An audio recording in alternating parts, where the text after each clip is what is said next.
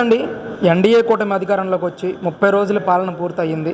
గతంలో జగన్మోహన్ రెడ్డి గారి పాలనకి, చంద్రబాబు నాయుడు గారి పాలనకి మొదటి నెల రోజుల్లో ఎలాంటి తేడా ఉందంటారు? మీ అభిప్రాయం ఏంటి? 30 రోజుల్లో జగన్మోహన్ రెడ్డి 5 సంవత్సరాలలో కూడా చేయని సంక్షేమ పథకాలని ప్రవేశపెట్టిన ఏకైక ముఖ్యమంత్రి నారా చంద్రబాబు నాయుడు. జగన్కి చంద్రబాబు నాయుడికి నక్కకు నాగలోకానికి అంత తేడా ఉంటుంది. జగన్మోహన్ రెడ్డి ఒక ఉన్నాంబి, ఒక షాడిస్టు. అతనికి పిచ్చి ముదిరి పరాకాష్ఠకి చేరి ఆయన ముఖ్యమంత్రి 2019లో ముఖ్యమంత్రి చేపడతానే అతను చేసిన ఘనకార్యం ఏమంటే ప్రజలకు సంబంధించిన ప్రజాయేదిక కూలగొట్టి మూట కట్టుకున్న ఘనత జగన్మోహన్ రెడ్డిది. ఆయన 5 ఏళ్లలో ఏం చేశాడంటే ప్రజాయేదిక కూలగొడతానే పోలవరాన్ని సర్వనాశనం చేసి ఆపేశాడు. 3 రాజధానులని. పోలవరాన్ని ఒక మెంట్లోడికి పిచ్చోడికి ఇరిగేషన్ మంత్రి ఇచ్చాడు, బెట్టింగ్ ఆడేవాడికి. ఆ పోలవరాన్ని ఈ పొద్దు రేపైపోతానని చేశాడు. మళ్ళా వస్తాను. ఈ 30 రోజుల్లో మనందరి నాయకుడు, ఆంధ్రప్రదేశ్ సృష్టికర్త, ఆంధ్రప్రదేశ్ని పరుగులు పెట్టించిన వ్యక్తి, అమరావతిని పునర్నిర్మాణం చేయాల్సిన నిర్మాత, పోలవరానికి అన్నదాత నారా చంద్రబాబు నాయుడు గారు. 30 రోజుల్లోనే మొట్టమొదటగా క్యాబినెట్లో ఎన్నికల ముందు ఏదైతే హామీ ఇచ్చాడో ఆ రోజు నేను వస్తానే మెగా డిఎస్సి ప్రవేశపెడతానని చెప్పి మాట ఇచ్చాడు. అదేవిధంగా 3,000 ఉన్న పెన్షన్ని 4,000 ఇస్తానని చెప్పి మాట నిలుపుకున్న వ్యక్తి నారా చంద్రబాబు నాయుడు. అదేవిధంగా పేదవాడికి కడుపు నిండా 5 రూపాయలకు అన్నం పెట్టి కడుపు నింపిన ఘనత పెద్ద కొడుకు నారా చంద్రబాబు నాయుడు. అటువంటి అన్న క్యాంటీన్ మూసేస్తే దాన్ని తెరిపిస్తానని చెప్పాడు. అదేవిధంగా నిరుద్యోగులకి అవకాశం కల్పిస్తా అన్నాడు. అదేవిధంగా ఎవరైతే హ్యాండిక్యాప్ ఉన్న వాళ్ళందరికి కూడా 5 జీవోల మీద మొట్టమొదటి క్యాబినెట్లోనే సంతకం పెట్టిన ఏకైక నాయకుడు ఎవరన్నా ఉన్నారంటే 29 రాష్ట్రాలలో కూడా నారా చంద్రబాబు నాయుడు. ఒక బిజినెస్ నాయకుడు, ఒక సమర్థమైన నాయకుడు. పరిపాలన అంటే ఏ విధంగా ఉండాలా, అభివృద్ధి అంటే ఏ విధంగా ఉండాలా, సంక్షేమ పథకాలు ఏ విధంగా ప్రవేశపెట్టాలా, ఇతర రాష్ట్రాల నుంచి పరిశ్రమల్ని ఏ విధంగా సమకూర్చాలా, పెట్టుబడులు ఏ విధంగా తీసుకురావాలనే దానికి ఒక చంద్రబాబు నాయుడికే సాధ్యమవుతుంది. చరిత్ర సృష్టించాలన్నా, చరిత్ర తిరగరాయాలన్నా అది నారా చంద్రబాబు నాయుడితోనే సాధ్యమవుతుంది. ఎందుకంటే ఒక సూరు గుర్తుపెట్టుకోవాలా, మన ఉమ్మడి రాష్ట్రంలోనే హైదరాబాద్ అంటేనే అప్పట్లో నవాబులు పరిపాలన చేసేవాళ్ళు, ఎడారిగా ఉండేది హైదరాబాద్ని. ఉమ్మడి రాష్ట్రం ముఖ్యమంత్రి ఎప్పుడైతే ఆయన ముఖ్యమంత్రి చేపడతానే మన రాష్ట్రంలో ఐటీ పరిశ్రమలు లేకుండా విదేశాలకు పక్క రాష్ట్రాలకు ఇట్లా మన రాష్ట్రంలో ఉన్న వాళ్ళు పోతూ ఉంటే ఎందుకు మన రాష్ట్రంలో ఐటీ పెట్టకూడదని ఆ రోజు విదేశాల నుంచి పిలిపించి ఇక్కడ రాడ్లు గుట్లు ఉన్నాయి, ఇక్కడేం కాదంటే దాన్ని ఏ విధంగా నేను ఇస్తానని చెప్పి హైదరాబాద్ కట్టే సైదరాబాద్ కానీ, హైటెక్ సిటీ కానీ, ఔటర్ రింగ్ రోడ్ కానీ, అదేవిధంగా శంషాబాద్ ఎయిర్పోర్టు ఏ విధంగా డెవలప్మెంట్ చేస్తే ఈరోజు హైదరాబాద్కి మనం ఇప్పుడు వెళ్తే సింగపూరు, చైనా, అమెరికా కూడా ఏం చేయలేదు. ఆ విధంగా తయారు చేసిన వ్యక్తి నారా చంద్రబాబు నాయుడు. ఈరోజు ఆంధ్రప్రదేశ్లో రాష్ట్రం విడిపోయింది. 16,000 కోట్లు లోటు బడ్జెట్లో ఉంది.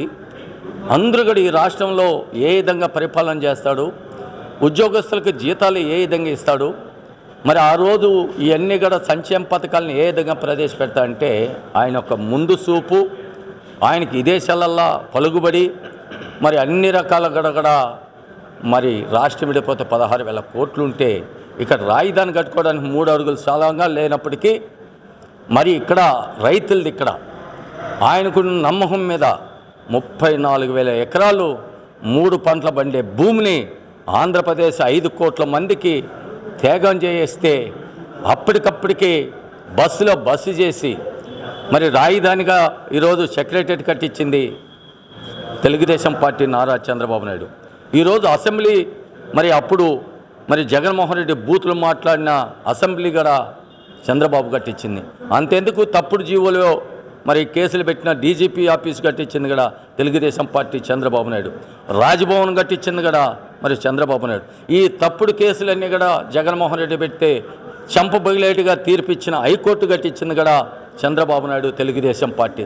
29 రోడ్లు జగన్మోహన్ రెడ్డి మరి బారికట్లు కట్టుకొని పర్దాలు కట్టుకొని పోయేప్పుడు ఆ రోడ్లు వేసింది కూడా చంద్రబాబు నాయుడు.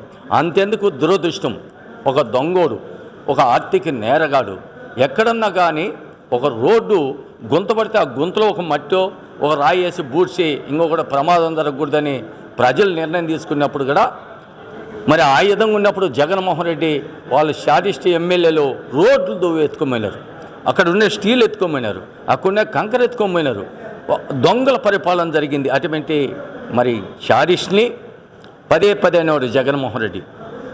నేను నా ఇంటికి బీక్కోలేరా, నా హై బీక్కోలేరా, మరి బూతులు మాట్లాడితే ఎంటికలు కదా అతనికే బోడుగుండు కొట్టి 11 షార్ట్షీట్లు ఉన్నాయి కోర్టులో. 11 షార్ట్షీట్లు ఉంటే దేవుడు ఉన్నాడని చెప్పాడు జగన్మోహన్ రెడ్డి. దేవుడు ఆయనకి ఎప్పుడు దేవుడి మీద చేతులెత్తి నమస్కారం పెట్టిందిలే. 7 గుండల వెంకటేశ్వర ఇక్కడ పోయి కొడాలి నాని, ఈ రోజా, ఈ అంబటి రాంబాబు కారు కూతలు కూసినారు కాబట్టి వెంకటేశ్వర ఒకటే గుర్తుపెట్టుకున్నారు. వెంకటేశ్వరతో పెట్టుకొని వెంకటేశ్వర ఇక్కడ పోయి రాజకీయాలు మాట్లాడిన వాళ్ళు చరిత్రలో ఎవడూ మిగలలేదు. అందుకనే జగన్మోహన్ రెడ్డికి ఒకటే తీర్పిచ్చాడు దేవుడు, అయ్యా ఈడీ 11 ఛార్జ్షీట్లు వేసింది, నీకు 11 మంది ఎమ్మెల్యేలు ఇస్తున్నాం, ఇది గుర్తుపెట్టుకొని అని కూడా ఆ రోజు తీర్మానం చేశారు. మరి ఇంకోటి, మరి జగన్మోహన్ రెడ్డికి రైతు సామిక వైఎస్ఆర్ పార్టీ అని పేరు పెట్టుకున్నాడు. ఏమన్నాడు ఎన్నికల ముందుగా, నేను మాట దప్పను, మడవా దిప్పను, నేను మాట కట్టుబడంట, ప్రాంతాలు స్విచ్చబెట్టను, మంచి అమరావతి ఇక్కడనే ఉంటుంది, నా గోరి ఏనే ఉంది, నా ఇల్లు ఏనే ఉండదని చెప్పినోడు అధికారంలోకి వస్తానే రైతుల్ని ముక్కు తిప్పలు పెట్టి 3 చెరువులు నీళ్ళు దాపించిన ఏకైక ముఖ్యమంత్రి ఇప్పుడు మాజీ ముఖ్యమంత్రి జగన్మోహన్ రెడ్డి. అందుకే రైతుతో పెట్టుకున్నోడు చరిత్రలో ఎవడు మిగల్లా, రైతు కన్నీటితో పెట్టుకునేవాళ్ళు ఎవరు మిగల్లా. జగన్మోహన్ రెడ్డికి అతనికి చిత్తశుద్ధి లేదు. తినేప్పుడు రైతులు అన్నం పండించేది వాళ్ళు పండించిన కూరగాయలు కానీ పండ్లు కానీ అప్పుడైనా కనికరం అనేది రైతుల మీద లేదు కాబట్టి ఆ శాపను తప్పకుండా తగిలింది. ఈరోజు ముఖ్యంగా నేను ఈరోజు చెప్తున్న కార్మికులంతా కూడా పండగ చేసుకుంటున్నారు. భవన నిర్మాణ కార్మికులు కానీ చేతులృత్తి మీద కులవృత్తి మీద ఆధారపడే కార్మికులంతా కూడా ఈరోజు పండగ జరుపుకున్నారు. మొన్న ఎప్పుడు 8వ తారీఖు మా పెద్దన్నయ్య మాట చెప్పాడు, ఉచితంగా ఇసుకిస్తే ఈరోజు ఆ ఇసుక దొరకకుండా ఎంతోమంది మరి కార్మికులు దాదాపు 40 లక్షల మంది మరి ఆ రోజు జగన్మోహన్ రెడ్డి ఉండగా రోడ్డు మీద పడితే వాళ్ళందరూ కూడా ఈరోజు జగన్మోహన్ రెడ్డి ప్రభుత్వాన్ని కాలగర్భంలో కలిపి కార్మికులంతా చంద్రబాబు కావాలనుకుంటే చంద్రబాబు వస్తానే కూడా ఇసుక పాల్చింది తీసుకొచ్చి కార్మికులకి పెద్దపీట వేసిన ఘనత తెలుగుదేశం పార్టీది. నిరుద్యోగులు కూడా ఇల్లు కట్టుకోవాలంటే ఇబ్బంది, అనేక రకాలుగా తెలుగుదేశం పార్టీ అయితేనే మరి ముందుకు పోయింది. అంతేందుకు అనంతపురం జిల్లాలో కియా మోటార్ తెచ్చాడు. ఈరోజు దాదాపు 50,000 మంది అక్కడ ఉపాధి పొందుతున్నారు. మన రాష్ట్రంలో అది కాకుండా మా జిల్లాలో ఎడారి, అనంతపురం అంటే ఎడారి, రాయలసీమ అనేది రాళ్ళు ఉండే ప్రాంతాన ఈరోజు నాణ్యమైన కారులు విదేశాలకు వెళ్తున్నాయి. అది ఒక చొరవ, ఆయన ఒక పట్టుదల, ఆయన ఈరోజు కృషి ఆంధ్రప్రదేశ్లో మళ్ళా తిరిగి పూర్వభయంగా వస్తుంది. అమరావతి పూర్తవుతుంది, పోలవరం పూర్తవుతుంది. మళ్ళా రాబోయే రోజుల్లో కూడా తెలుగుదేశం పార్టీ దాదాపు 30 సంవత్సరాలు ఏకదాటిగా పరిపాలన చేస్తారు.